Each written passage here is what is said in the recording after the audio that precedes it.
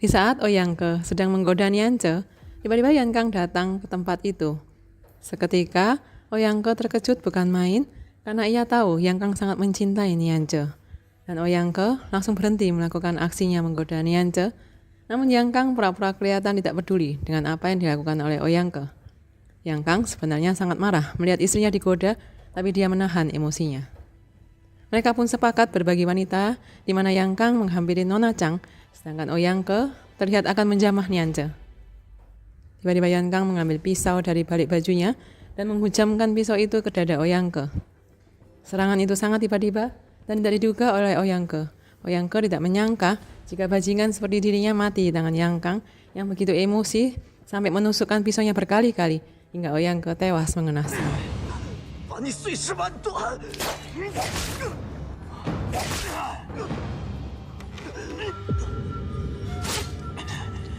Selain itu, Yankang melepaskan totoan Guan Ying dan Nona Chang. Mereka berterima kasih kepada Yankang, lalu pergi meninggalkan tempat itu. Yankang berniat menguburkan jasad Oyangke, tetapi ketika dia melihat pisau itu ada tulisan nama Kucing, dia pun mengurungkan niatnya. Dia ingin menjebak Oyang Feng agar mengira bahwa Oyangke dibunuh oleh Kucing. Yankang lalu pergi membawa Niance dari sana. Sagu mengejar Yankang karena ia mengira jika tongkat hijau partai pengemis itu milik Yankang. Dia lalu memberikan tongkat hijau itu kepada Yankang. Tidak lama kemudian Oyang Feng datang dan dia terkejut melihat keponaknya itu telah tewas bersimbah darah. Oyang Feng menyalurkan tenaga dalam mengobati Oyangke, namun semua sudah terlambat.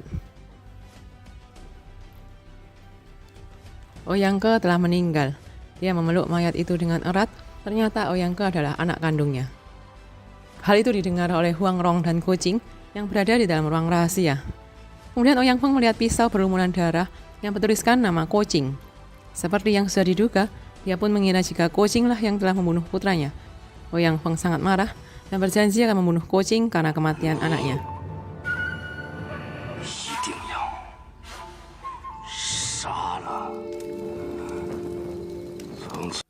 Yankang dan Niance berjalan berdua di tengah pasar sambil membawa tongkat hijau partai pengemis. Melihat dia membawa tongkat, Kaepang para anggota partai pengemis di sana memberi hormat kepadanya. Dari para pengemis itu, Yankang mengetahui jika dalam beberapa hari lagi akan diadakan pemilihan ketua Kaepang yang baru. Di tempat lain, Huang Rong masih melakukan meditasi, mengobati Kucing, dan tidak lama lagi proses pengobatannya selesai. Oleh sebab itu, jangan sampai ada gangguan yang membahayakan Huang Rong dan Kucing. 7 pendekar Jiangnan tiba di desa Jianzhen. Mereka mendengar kabar dari Tuan Lu jika Kucing dan Huang Rong berada di sana. Mereka merasa heran melihat kondisi rumah yang berantakan seolah-olah baru habis terjadi pertempuran di sana. Tiba-tiba, Wang Yushe datang. Dia meminta mereka menyalahkan Kucing yang harus bertanggung jawab atas kematian putrinya. Dan tentu saja, 7 pendekar Jiangnan tidak akan menyalahkan murid mereka itu. Dan pertarungan pun tidak bisa dielakkan.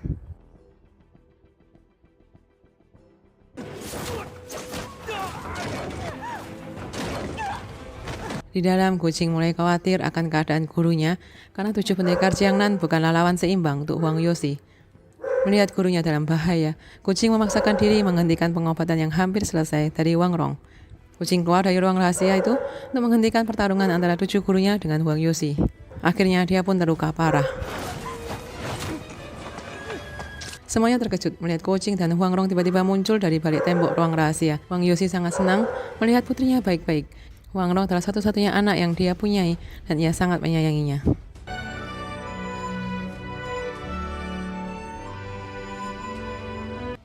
Huang Yossi pun lalu mengobati Kucing. Huang Yossi sangat marah ketika mengetahui jika Oyang Feng lah yang telah mencelakai putrinya. Dalam hati dia bertekad akan membalas perbuatan Oyang Feng. Kemudian Huang Rong membawa ayahnya ke ruang rahasia di rumah itu. Dia memperlihatkan barang-barang pusaka curian Culin Feng. Dia melakukan itu semua untuk menyenangkan hati gurunya itu. Melihat kenyataan itu, Wang Yussi sangat terharu dan menyesal karena dulu telah mengusirnya dari Pulau Persik. Wang Rongpo menghibur ayahnya. Mereka masih bisa membalas jasa Ciulin Feng dengan merawat putrinya, yaitu Sagu. Wang Yussi pun berencana membawa Sagu ke Pulau Persik.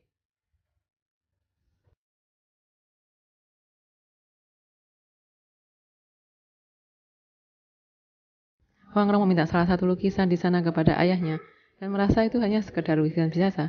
Huang Yusi pun memberikannya.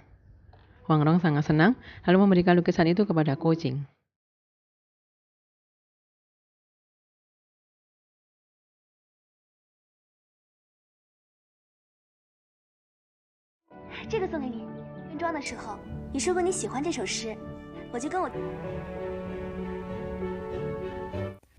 Saku datang membawa surat dari Chu Potong mengabarkan bahwa Hong Jikong, pengemis utara, sedang berada bersamanya.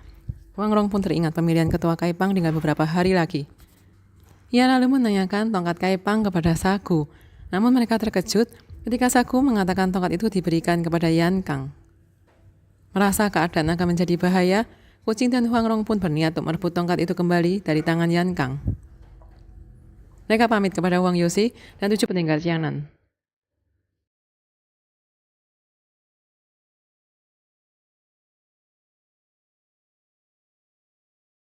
师傅们，弟子告辞。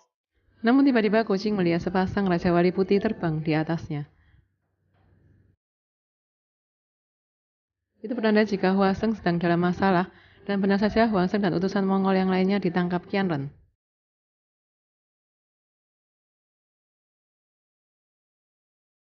Qian Ren mengambil kantong penyimpanan yang merupakan pemberian dari kucing.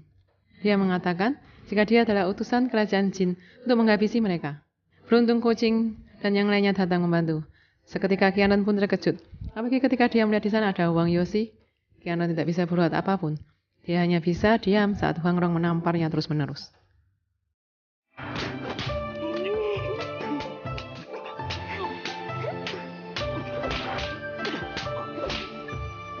Qian Ren beralasan jika dia tidak mau melawan gadis kecil. Mendengar itu kucing pun maju menantangnya bertarung. Qian Ren kembali mencari alasan. Dia berkata jika dia harus buang air. Saat inilah, salah satu 7 pendekar Jiangnan bernama Suco berhasil mencuri pisau dan plakat ketua tapak besi milik Qian Ren.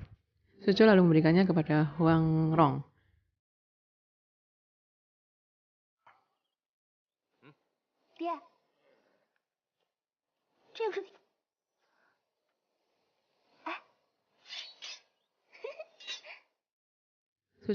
Dan seperti sudah diduga, Qian Ren sudah kabur dari sana dengan cara dia melepaskan pakaiannya dan mengantungnya di pohon sebagai pengalihan. Namun masalah lain muncul di hadapan mereka. Huang Yusi menyuruh kucing untuk menegaskan kepadanya jika dia tidak mencintai putri Mongol itu dan akan menikahi putrinya, Huang Rong. Kucing pun mengatakan jika dia selama ini tidak menganggap Hua Seng sudah menganggap Hua Cheng seperti adik kandungnya, dia sama sekali tidak mencintainya. Tuolo yang mendengar itu pun seketika marah. Dan dia berkata jika kucing telah melanggar janjinya dulu yang akan menikahi Hua Cheng. Akhirnya Tuolo pun memutuskan hubungan saudara mereka.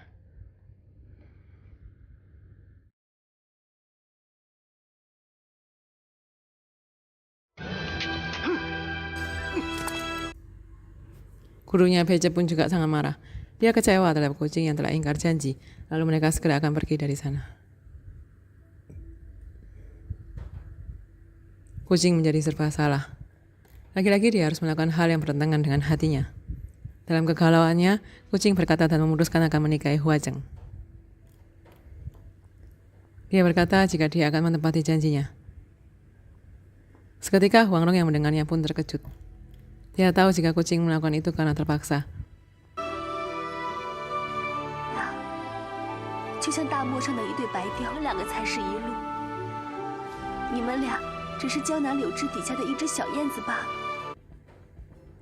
Berbeda dengan rombongan Mongolia, mereka seketika menjadi senang.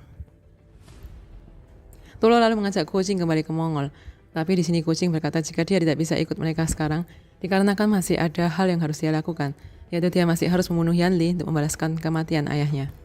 Mereka pun sepakat akan bertemu di Ling'an 1 bulan kemudian. Huang Yusi mengajak Huang Rong kembali ke Pulau Persik, namun Huang Rong berkata jika dia dan kucing harus merebut kembali tongkat ketua Kaipang. Dia berjanji kepada ayahnya jika urusannya selesai, dia akan kembali ke Pulau Persik. Kucing dan Huang Rong menikmati saat-saat terakhir kebersamaan mereka. Langit pun seolah tahu kesedihan di hati mereka. Kucing berkata, jika dulu dia tidak tahu apa itu cinta, sewaktu dijodohkan oleh Kaisar Mongol dengan Hua Cheng. Namun setelah bertemu dengan Huang Rong, dia menjadi tahu betapa dia sangat menyayangi Huang Rong. Jangankan untuk berpisah, memikirkan untuk berpisah saja sudah membuat hatinya sakit. Mereka berdua pun larut dalam kesedihan di tengah hujan. Mereka saling mencintai, tapi nampaknya tidak bisa bersatu, karena kucing sudah berjanji untuk menikahi Huajeng. 过一天就少一天，使每一刻快乐一天。 Dikarenakan terkena air hujan, lukisan yang kucing terima dari Huangrong pun basah. Mereka pun membuka lukisan itu. Ketika mengeringkannya, ternyata lukisan itu adalah petunjuk keberadaan kitab perang Wumu. Di lukisan itu terdapat tulisan tapak besi. Huangrong yang cerdas melihat gambar gunung mirip seperti telapak tangan. Dia pun menduga jika kitab Wumu berada di gunung tapak besi. Kucing dan Huangrong mampir di sebuah warung makan. Saat mereka hendak makan, tiba-tiba seorang pengemis menghampiri mereka dan meminta sedikit makanan. Orang itu adalah anggota partai pengemis, dan Huangrong pun mempersilakannya duduk dan makan bersama. Pengemis itu memperkenalkan dirinya bernama Lu Yuzhou. Dia juga menjelaskan jika partai Kaipang terbagi menjadi dua kelompok. Kelompok pertama adalah yang berpakaian seperti pengemis, sedangkan kelompok lainnya yang berpakaian bersih dan rapi. Kedua kelompok ini tidak pernah bisa bersatu. Setelah itu Lu Yuzhou pun pergi dari sana.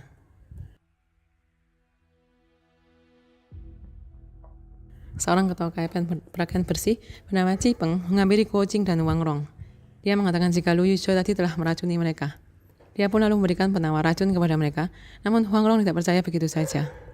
Dia tidak mau meminum penawar itu.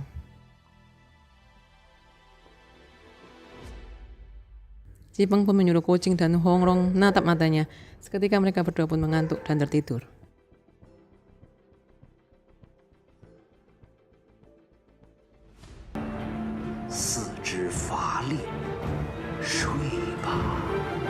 Kucing dan Huangrong terkejut ketika mengetahui mereka berdua terikat di sebuah ruangan.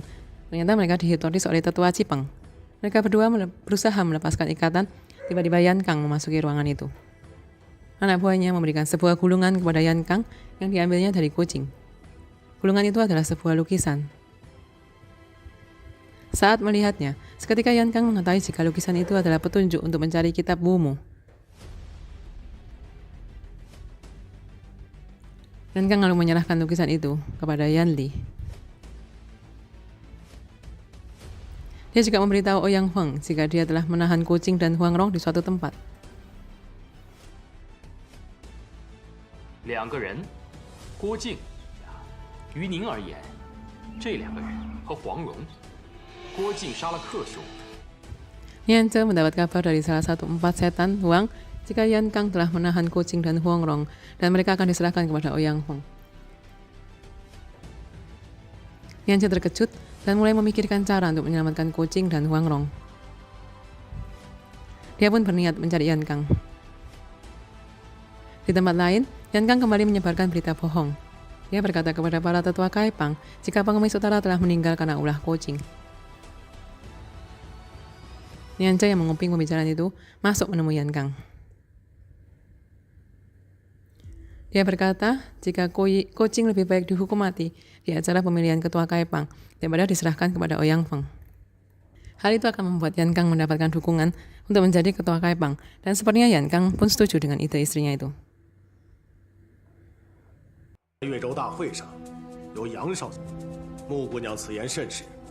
此说的不无道理，我这就去找欧阳先生。 Yan Zhe telah berhasil mengundur waktu untuk kucing dan Huangrong, tapi dia masih memikirkan cara bagaimana menyelamatkan mereka. Tiba-tiba 2 orang pengemis datang di kediamannya.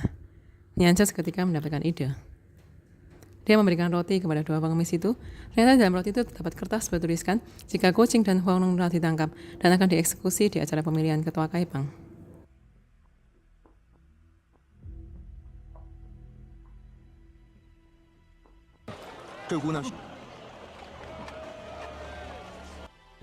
Malam pemilihan ketua Kaipang pun tiba. Kucing dan Huangrong berada di sana dalam keadaan terikat. Para anggota partai pengemis di sana pun mencari kesempatan untuk menyelamatkan mereka. Yan Kang maju ke panggung dilantik menjadi ketua Kaipang yang baru. Di sana dia berkata jika pengemis utara telah mati dibunuh oleh kucing dan Huangrong. Hal itu tentu membuat gaduh suasana di sana. Beberapa anggota partai pengemis tidak mempercayai hal itu karena mereka tahu pengemis utara sangat sakti, tidak mudah mengalahkannya. 红帮主武功盖世，怎么会失手？我们是谁杀了红帮主？是谁杀了红帮主？快告诉我！ Tiba-tiba Qian Ren hadir di sana. Dia membawa hadiah dari kerajaan Jin. Dia meminta agar partai Kaipang pindah ke selatan yang merupakan daerah kekuasaan kerajaan Jin. Yan Kang pun tentu saja menyetujuinya, karena memang inilah yang mereka rencanakan.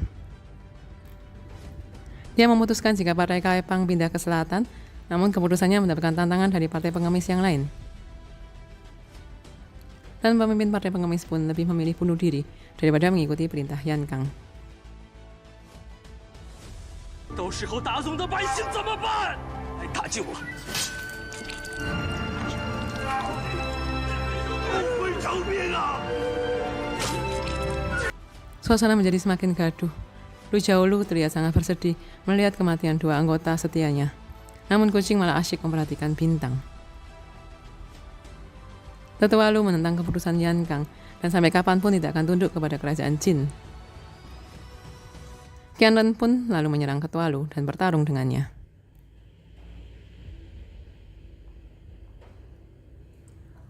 Terlihat kungfu Qian Ren lebih baik dari sebelumnya, sehingga Ketua Lu pun kewalahan menghadapinya.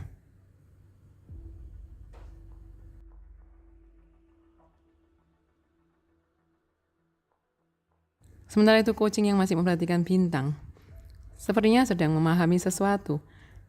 Dan benar saja, tiba-tiba dia berteriak dan dengan mudah melepaskan ikatannya. Dia lalu membantu Tetua Lu mengalahkan Qian Ren.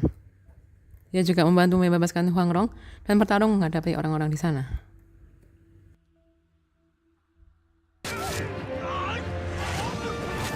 Jin哥哥，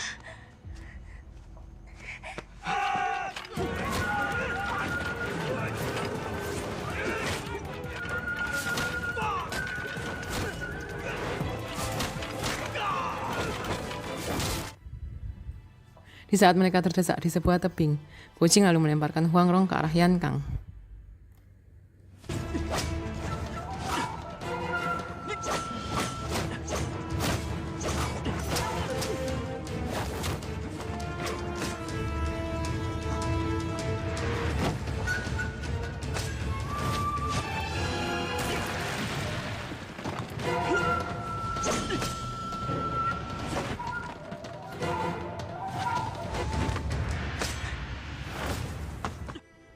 Huang Rong akhirnya berhasil merebut tongkat pemukul anjing dari tangan Yan Kang.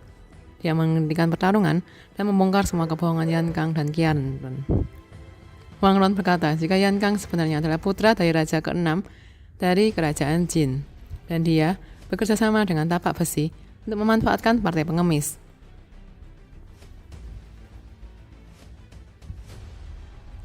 Huang Rong pun mengeluarkan plakat ketua tapak besi yang diberikan Suco kepadanya.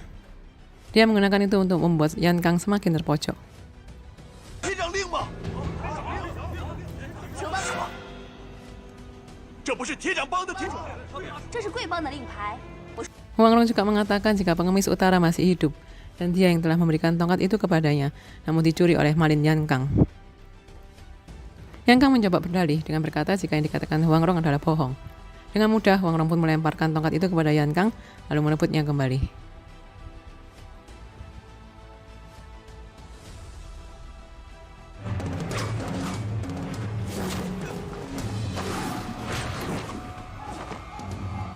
Kedua partai Kaipang mengatakan jika jurus yang digunakan Huang Rong bukanlah jurus Kaipang, tapi berbeda dari Tetua Lu yang mengenali bahwa jurus itu adalah jurus 36 gerakan tongkat pemukul anjing.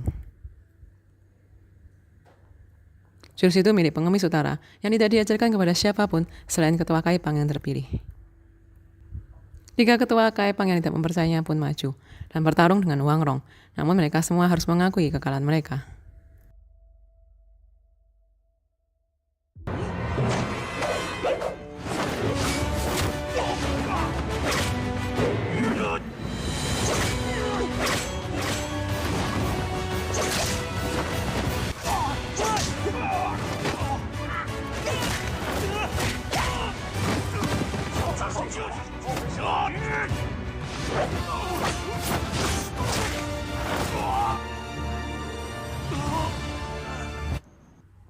Melihat situasi yang sudah tidak menguntungkan, Yan Kang dan Qian Ren pun berniat kabur dari sana.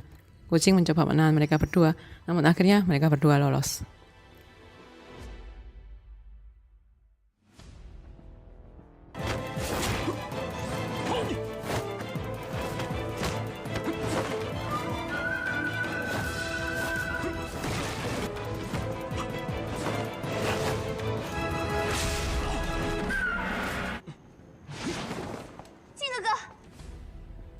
Huang Rong pun diangkat menjadi ketua Kaipang yang baru.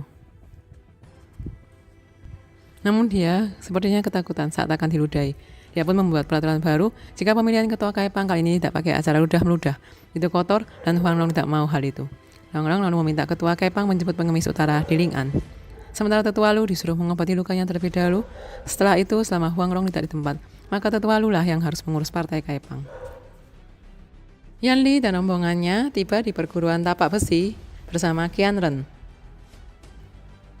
Tujuan mereka ke sana adalah mencari kitab Wumu sesuai petunjuk di lukisan.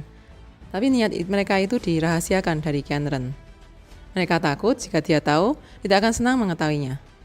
Yan Kang lalu membawa Nianze berjalan-jalan melihat daerah gunung tapak besi. Ketika mereka menaiki anak tangga, tiba-tiba penjaga di sana melarang mereka masuk. Di sana juga ada Qian Ren yang menjelaskan jika di sana merupakan area terlarang dan tempat pemakaman para ketua tapak besi. Siapapun dilarang masuk ke sana, termasuk dirinya sendiri. Qian Ren lalu mengantar mereka kembali turun ke bawah.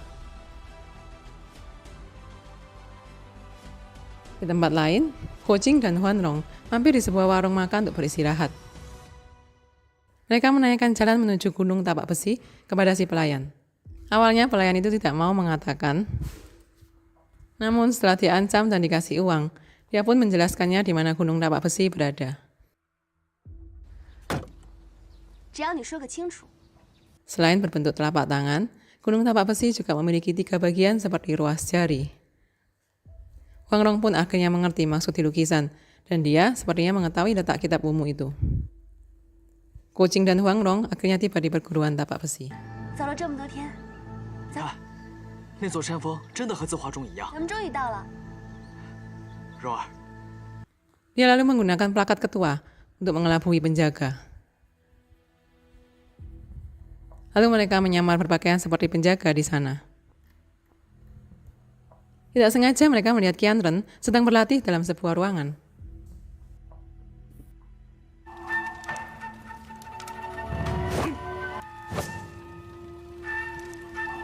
Yan Kang mendatangi Yan Li. Dia mengatakan jika dia tidak menikahi Nianze di sana. Awalnya, Yan Li tidak menyetujuinya. Namun dia berpikir jika ini merupakan suatu kesempatan.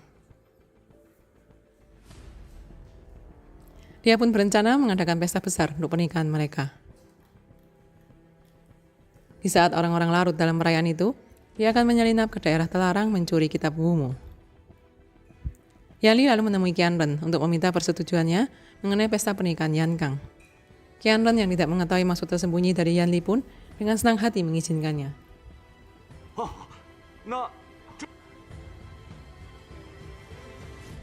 Acara pernikahan pun segera dilakukan. Kucing dan Huang Rong melihat jika itu kesempatan mereka menyelinap mencuri kitab Wumu. Di lain tempat, Yang Li dan anak buahnya mulai menjalankan rencana. Setan Huang memasukkan racun ke dalam arak untuk diberikan kepada anggota perguruan tapak besi. Dia juga membagikannya kepada penjaga gunung.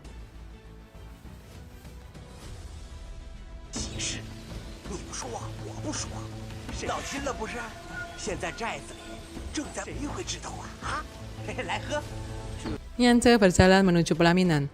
Sesuai adat di sana, menantu wanita harus menyeduh teh dan memberikannya kepada mertua. Yan Li curiga jika teh itu beracun, maka dia pun berkata jika teh itu masih panas. Sementara Nianze juga sudah mengetahui jika Yan Li akan mencurigainya. Dia tidak memberikan racun ke dalam teh, melainkan racun itu dia oleskan pada bibirnya. Kemudian, Nianze memberikannya kepada Yan Li. 今日儿媳效仿古贤，为您尝了茶，不同，请您品茶。 Saat di perjamuan makan, mereka minum arak bersama Qian Ren. Sesuai dengan rencana, setan Huang memasukkan racun ke dalam arak dan memberikannya kepada Qian Ren. Qian Ren yang tidak menyadarinya langsung meminumnya. Mereka berencana minum hingga mabuk. Di ruangan lain, seorang pria mirip Qianlen memasuki kamar Yanli. Dia mengambil perhiasan di sana, memasukkannya ke dalam kantong penyimpanan milik kucing yang diambilnya. Namun saat dia keluar, dia bertabrakan dengan salah satu setan Huang yang sedang mabuk. Setan Huang itu pun bingung karena dia tahu Qianlen sedang minum bersama Yanli. Dia lalu melihat kantong penyimpanan Qianlen yang dimana di kantong itu ada tulisan kata kucing. Dia pun mengambilnya dan berkata akan memberikannya kepada Yan Kang. 原来如此，你知道，恨之入骨啊！我们小王爷对这个郭靖那可是。 Kucing dan Huang Rong memasuki area Gunung Tapak Besi, tapi kehadiran mereka diketahui oleh penjaga di sana. Salah satu penjaga melaporkan kejadian itu kepada Qianlen, lalu pergi ke sana dan meninggalkan acara perjamuan. Yanli menyuruh Yan Kang mengikuti Qianlen, namun tiba-tiba Nianche muntah darah karena keracunan.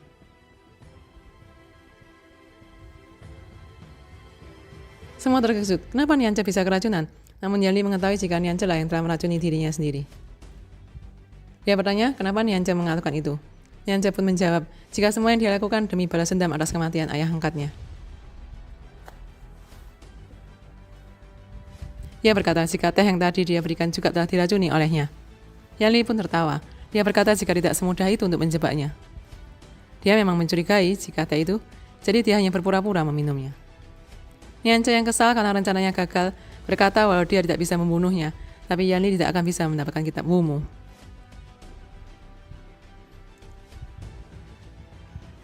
Seketika Yanli terkejut dan mencekik Nianche. Di saat bersamaan, salah satu dari 4 setan Huang melapor jika kucing dan Huang Rong telah mendahului mereka menyusup ke gunung. Ia juga berkata jika jalan menuju gunung juga telah ditutup dan dijaga ketat. Satu-satunya cara ialah jika memiliki ilmu meringankan tubuh, lalu naik melalui sisi tebing. Yanli pun menyuruh Yan Kang ke sana, dikarenakan dia telah diajari kungfu oleh Ouyang Feng. Namun Yan Kang mengkhawatirkan keadaan Nianche. Dia tidak mau meninggalkannya. Yanli pun berjanji jika Yan Kang bisa mendapatkan kitab itu, dia akan mengampuni Nianche. Tapi Yan Kang jika menolak, dia akan membunuhnya. Mendengar ancaman itu, akhirnya Yan Kang menuruti perintah Yanli.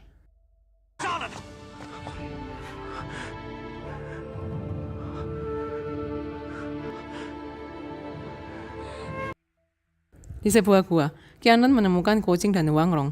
Dia sangat marah karena ada orang berani memasuki area terlarang. Namun Huang Rong meremehkannya. Dia mengetahui jika Qianlen tidak bisa kungfu, lalu mengejeknya. Dia pun menyerahkan punggungnya untuk dipukul oleh Qianlen. Tanpa pikir panjang, Qianlen memukulnya dan Huang Rong pun jatuh terpental dan terluka parah. Beruntung dia dilindungi baju landak. Jika tidak, dia bisa tewas ketika dan tangan Qianlen pun terluka.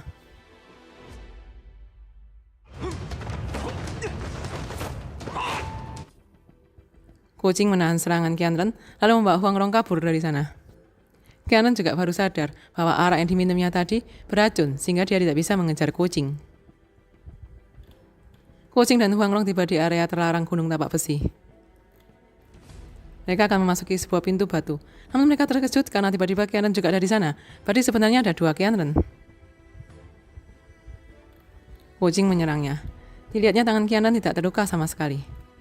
Akhirnya semua terungkap, ternyata mereka adalah saudara kembar. Yang di depan mereka saat ini adalah Qiang Sheng, sedangkan yang melukai Huang Rong tadi adalah Qianlen. Tiba-tiba tanpa sengaja kucing melihat buku di dalam sebuah kotak. Dia membaca buku itu, ternyata itu adalah kitab Wumu yang selama ini dicari-cari. 自中原无木遗书，我们读到无木遗书了。 Ternyata Yan Kang tadi sudah ada di sana, mengetahui kucing sudah menemukan kitab Wumu. Dia pun keluar dan ingin mengambil kitab itu. Terjadilah pertarungan.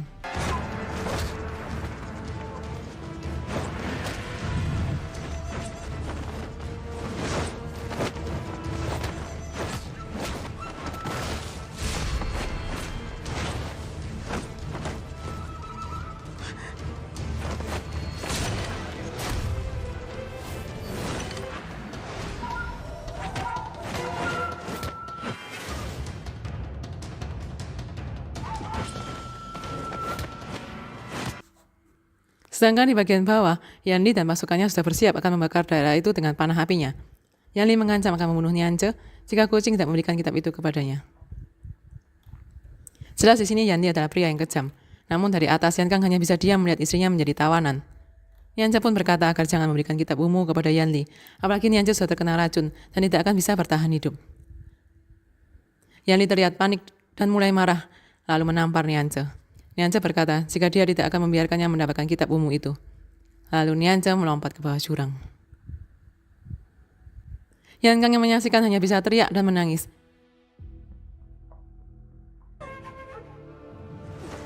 不要！穆师姐，穆师姐，弟子好了，回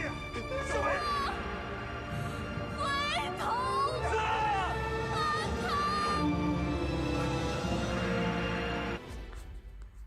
Yanli lalu memerintahkan pasukannya melepaskan panah api ke arah Kucing dan Huanrong.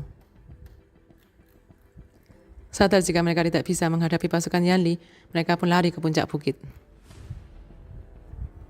Di puncak bukit, Kucing mendengar suara Raja Wali peliharaannya. Dia lalu memanggilnya, lalu mereka pergi dari sana dengan bantuan Raja Wali.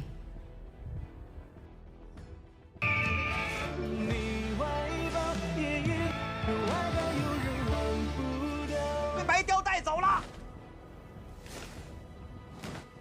这笔账，本王迟早都要给。 Yanli yang melihat mereka kabur hanya bisa melotot marah. Kucing lalu menggendong Huanrong memasuki sebuah hutan larangan. Qianren dan pasukannya pun tidak bisa berani mengejar ke sana. Dia jika tak tahu jika hutan itu sangat angker, siapapun yang berani masuk maka dia tidak akan bisa keluar hidup-hidup.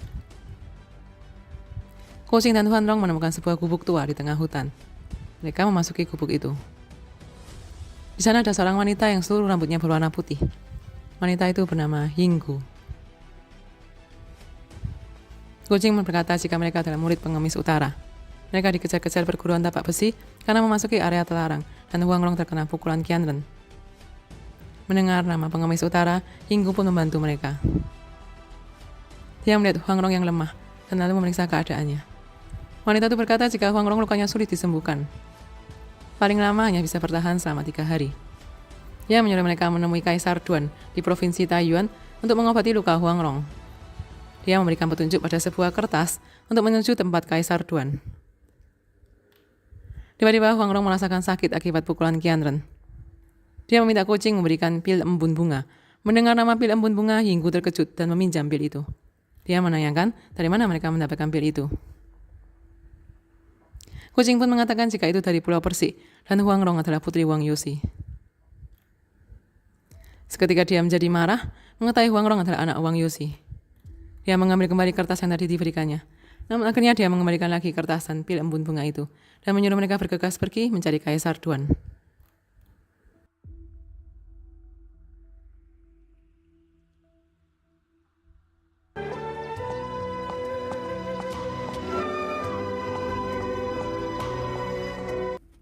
Singkat cerita, akhirnya mereka tiba di tempat Kaisar Duan yang merupakan sebuah kuil Buddha. Kucing menanyakan keberadaan Kaisar Duan kepada salah seorang murid pria di sana. Pria itu mengatakan jika Kaisar Duan telah meninggal. Seketika Kucing panik dan tidak percaya, tapi Huangrong menenangkannya. Terlihat Huangrong sudah semakin lemah, dia batuk dan memuntahkan darah. Melihat kondisi kekasihnya semakin parah, Kucing membawanya masuk beristirahat ke dalam sebuah kuil sambil menangis. Dia memeluk Huangrong yang mulai tidak sadarkan diri.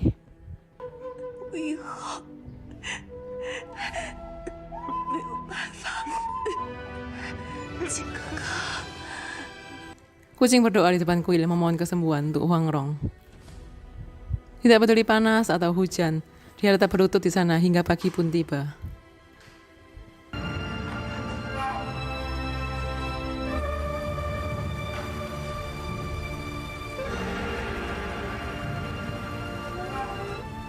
求你了，求你，我替若儿死啊！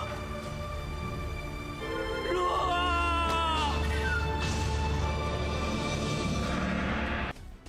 Di tengah kondisinya yang lemah, seorang biksu menghampiri Kucing. Biksu itu berkata jika dia adalah Kaisar Duan yang dia cari. Seketika Kucing pun kembali merasa ada harapan.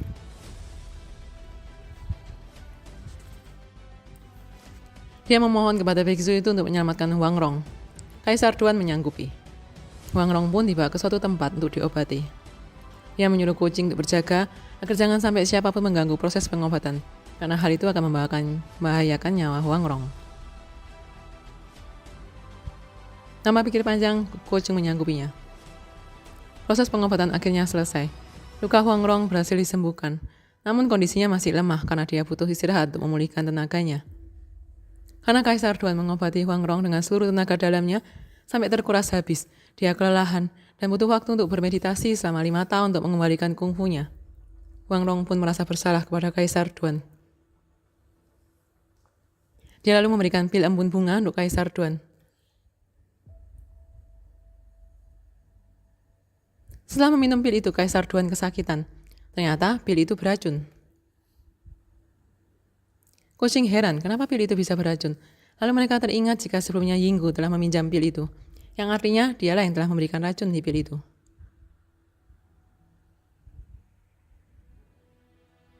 Yinggu memang sudah merencanakan untuk meracuni Kaisar Duan. Kaisar Duan pun lalu menceritakan masa lalunya. Ternyata dulu Yinggu adalah selirnya sewaktu masih menjadi kaisar. Yinggu berselingkuh dengan Chu Potong yang tidak mengetahui jika Yinggu adalah selir kaisar. Kaisar Duan mengetahui perselingkuhan mereka. Dia menyuruh Chu Potong untuk menikahi Yinggu, namun Chu Potong menolak dan pergi meninggalkan Yinggu.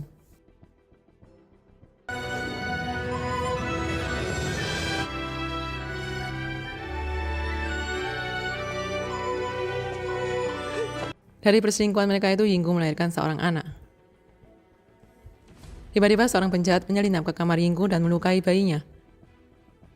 Yinggu lalu meminta Kaisar Duan untuk mengobati anaknya, namun Kaisar yang masih marah karena dikhianati tidak mau mengobati anak itu. Yinggu yang tidak tega melihat bayinya menderita. Dia pun lalu membunuh bayinya sendiri.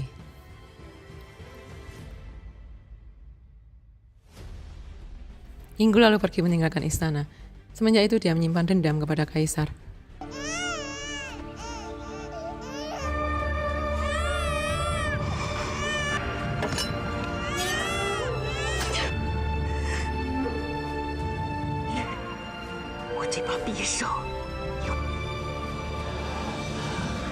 Huang Rong sadar Yinggu pasti akan datang ke tempat itu mencari Kaisar Duan. Dia pun membisikkan sesuatu kepada kucing seperti memahami maksud dari Huang Rong. Kucing lalu menotok Kaisar Duan dan benar saja malam harinya Yinggu datang ke tempat itu.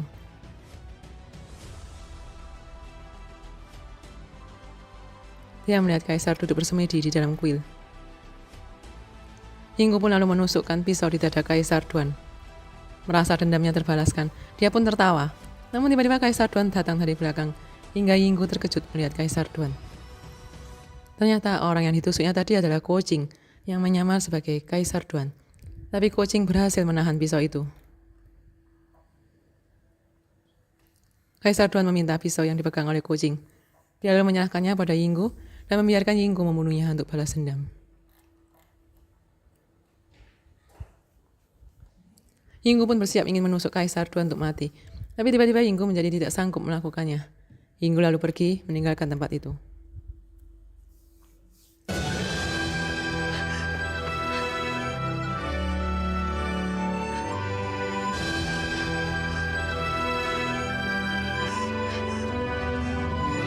Huang Rong melihat sebuah buku yang dipegang Kaisar Duan.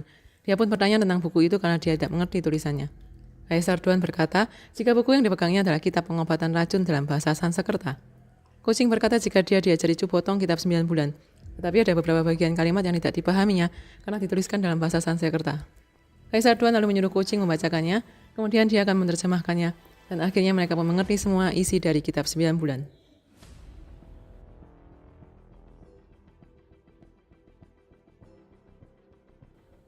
Setelah mengobati Huang Rong, Kaisar Duan harus bermeditasi 5 tahun untuk mengembalikan kungfunya. Huang Rong pun bertanya, apakah kitab 9 bulan bisa membantunya? Kaisar Duan berkata, jika menggunakan ilmu 9 bulan, maka dia hanya butuh waktu 3 bulan untuk mengembalikan kungfunya. Mendengar itu, kucing dan Huang Rong pun sangat senang. Kucing akan mengajarinya jurus 9 bulan.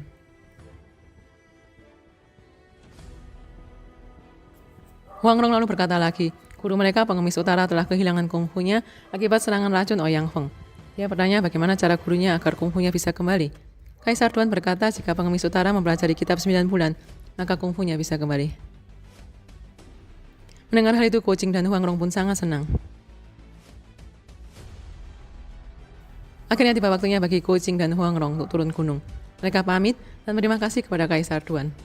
Mereka berdua berniat mencari pengemis utara untuk membantu mengembalikan kungfu gurunya itu. Tunggu video kelanjutannya ya.